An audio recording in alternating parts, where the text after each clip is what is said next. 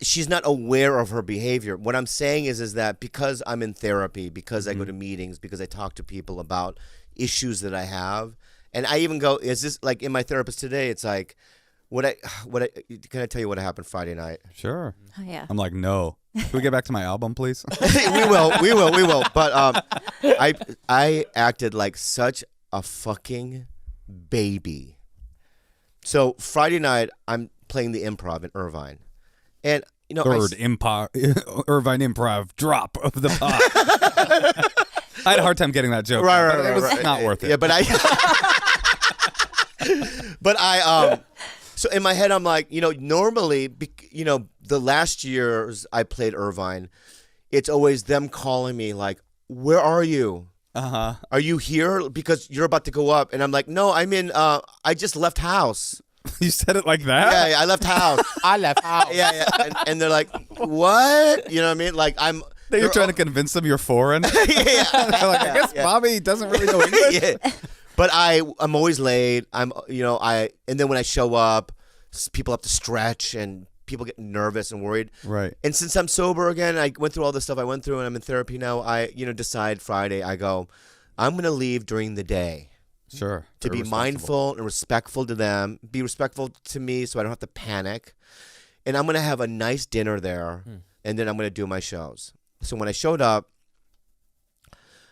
they go, what are you doing here so early? And I explained to them, I'm being mindful. Me left house long ago. Me left house. Me here early. So Me mindful. Yeah, so I decided I'm going to just eat at a restaurant and I'll see you guys at showtime. They're like, fine.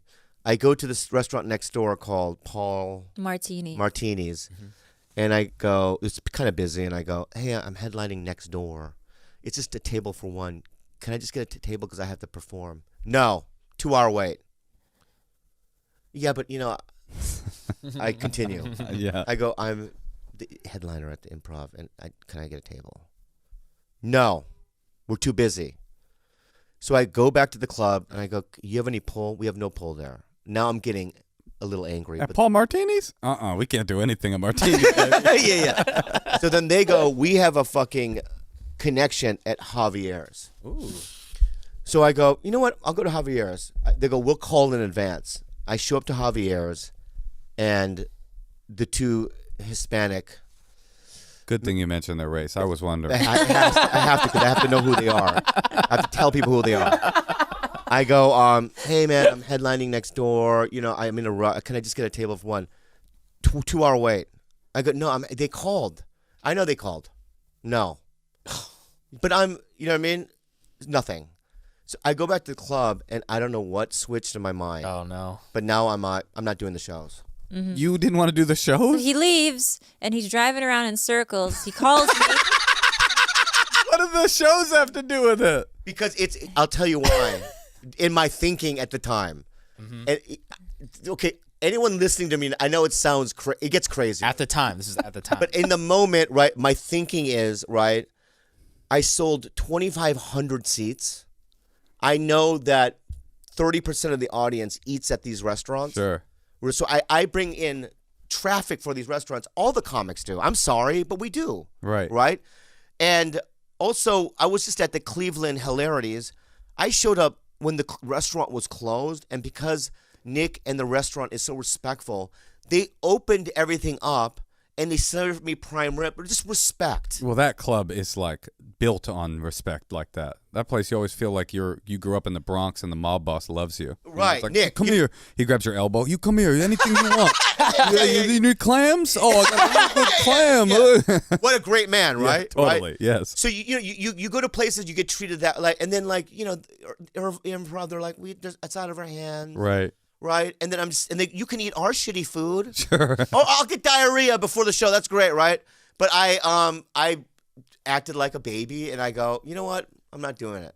And then he calls me. I call him. And he's just in an absolute rage. I'm not doing the shows. Who do I call? I'm like, well, I don't know.